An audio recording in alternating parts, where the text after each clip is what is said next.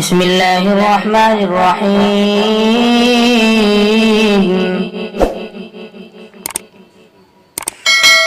ويل للمطففين الذين إذا اكتالوا على الناس يستوفون وإذا كالوهم أو وزنوهم يخسرون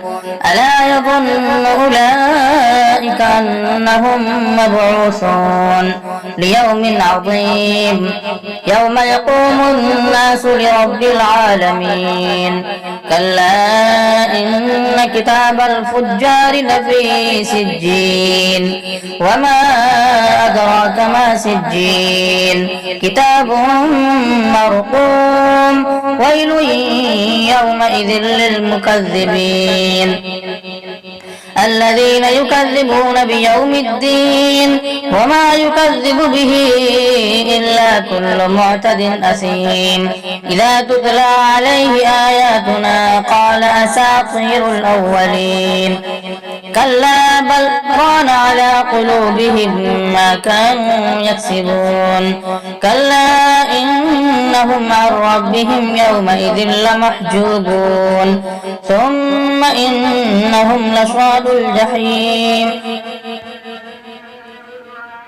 ثم يقال هذا الذي كنتم به تكذبون كلا إن كتاب الأبرار لفي عليين وما أدراك ما عليون كتاب مرقوم يشهده المقربون إن الأبرار لفي نعيم على الأرائك ينظرون تعرف في وجوههم نضرة النعيم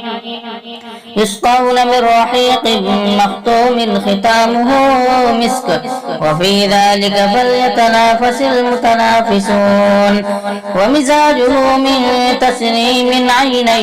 يشرب بها المقربون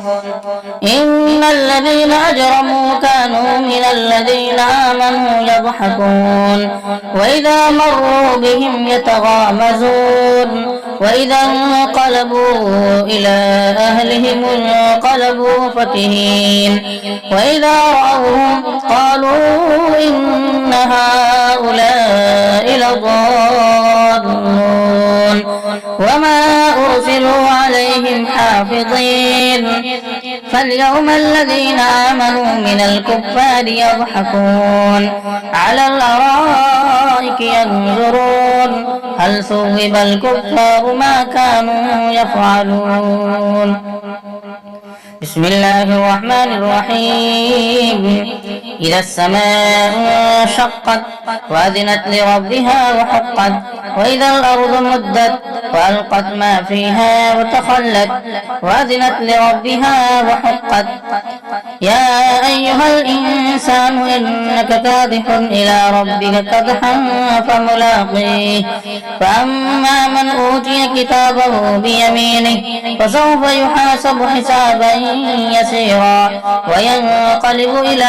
أهله مسرورا وأما من أوتي كتابه وراء ظهره فسوف يدعو ثبورا ويصلى سعيرا إنه كان في أهله مسرورا إنه ظن أن لن يحور بلى إن ربه كان به بصيرا فلا أقسم بالشفق والليل وما وسق والقمر إذا اتسق لتركبن طبقا عن طبق فما لهم لا يؤمنون وإذا قرئ عليهم القرآن لا يسجدون